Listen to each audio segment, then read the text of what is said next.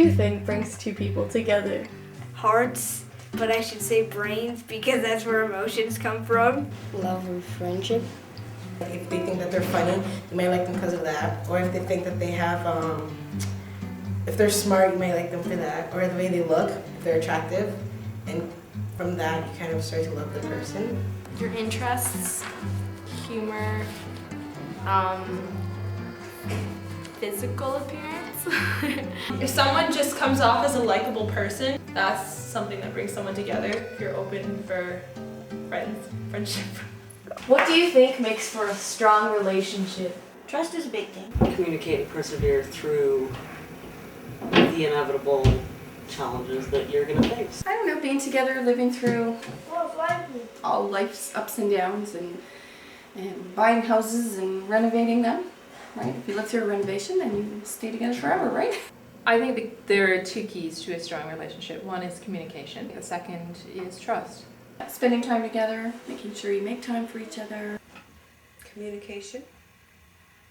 And honesty. Knowing when to be quiet. Seriously. You can't win every argument, so you gotta pick your moments and stay quiet other times. Suck it up. What do you think love is? When we make a commitment to another human being to support them and care for them and be what they need when they need it and know when to give them space when they need that too. I think of the Bible verse actually, love is patient, love is kind. I think it's a wonderful thing because if you meet your partner and it becomes a lifelong thing, then that's true love actually, I think. Willing to do anything without being asked.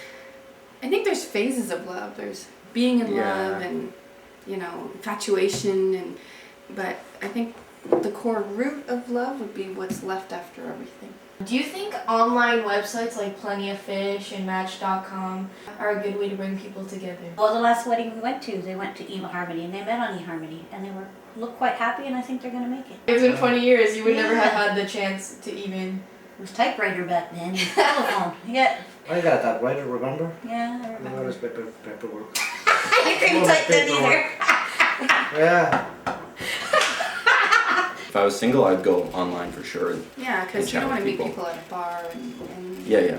You can get a lot more confidence talking to somebody online, I think. Yeah. And then let's face it, I mean, we shop for everything toys, now. computers, drapes, whatever, so it's a natural extension to shop for people online, right? I know my brother and my sister-in-law met that way and are still together 10 years later.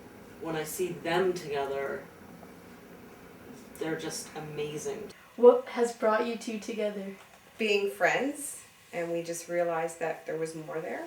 In down to the things we like to do, down to how we react to and respond to things. I think we complement each other nicely because we are opposite. Yeah.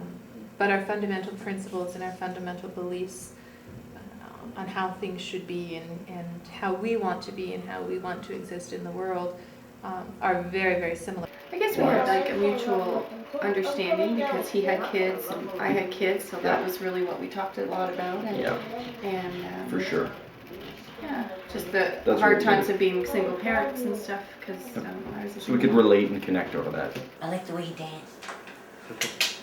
He was cute. He was cute. He was cute? She was cute. He's She was beautiful. She was beautiful. Was there ever a time where you thought things weren't going to work out? There was probably a few times. Yeah, there's a few Yeah, times. there were a few times. It was a rough time. Yeah, but When I I think started- everybody goes through that. We had to kind of come together with a lot of our beliefs. Yeah. That was one of our issues we had to go through too. We've gone through that too. We've made it this far. And we had problems at the beginning when we were really young, but that was just a kind of a Immaturity. growing pains and stuff like that. There's been times where we have our tense moments, but everybody has that. Yeah. Get it out and then we're talking 2 minutes later about what we're gonna do. we're not. I see. So that's one of the things that I learned from Marianne.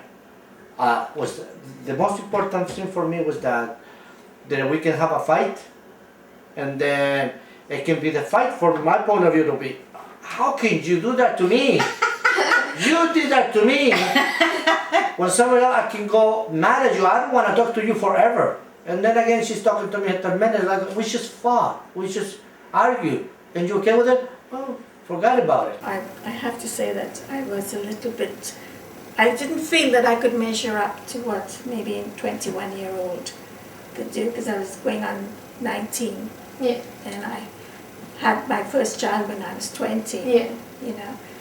So I did feel a little inferior in that way. Yeah. That I wasn't, sort of, I've never handled babies and I didn't know what to do. Yeah. And how to go about, you know. I depended on my mom a lot. Yeah. So I didn't have that independence until, I guess, when we had our second daughter, which was Dawn. You know. Yeah. So I feel that I learned a little from him because he did raise his brothers and sisters. He came from a family of 10, I guess. Is there a reason why you guys are not married? It sort of evolved together, I'd say, is how we got together. Yeah. And then, you know, financial concerns in the beginning about whether we're getting married or not, because we both have kids, and trying to work out all the dynamics of mixed families. So we're a mixed family, if you know, family of the times. And because I was married before, and then you were close to being married before, it just wasn't that romance of like, ooh, the perfect wedding and going through all those steps. It was kind of lost on us. So then for me, it just became, you know, it's a government approval on my relationship. I don't need the government to approve my relationship. I mean, we're living common law anyway, so we're married in the eyes of the law anyway, right? Pretty much, yeah. So it's just a ceremony. People will ask me questions. Well, what's it like being married to a woman? And often it's a man who will say it, and I'll say, well, I don't know, tell me, you're married to one. What's the difference? Same-sex marriages are just like every other marriage. You know, it's the same dynamic that happens between spouses. There's the same, you know, dividing up chores around the house and who's going to do what, and, you know, the same one person who doesn't take enough responsibility, who annoys the other person, or, you know, you have the same bickering and complaining, but at the end of the day, you know, it's being able to come home to someone who loves you. There's still issues when I go to an emergency room, which we did just recently, and identify myself as a spouse, or, you know, filling out insurance papers, or filling out, you know, government documents. Those are things that other married couples don't face. There's not a question that you're married. That is the hardest part of it, being in a same-sex marriage. Everything else is exactly the same.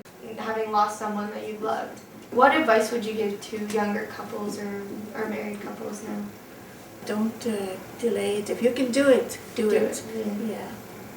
There are so many recipes for love. Like every recipe, it takes a lot of time and effort to make it the best it can be. Some people are able to figure it out early, some late, and others may never find it. Not every recipe is the same, but with the key ingredients, it will all work out.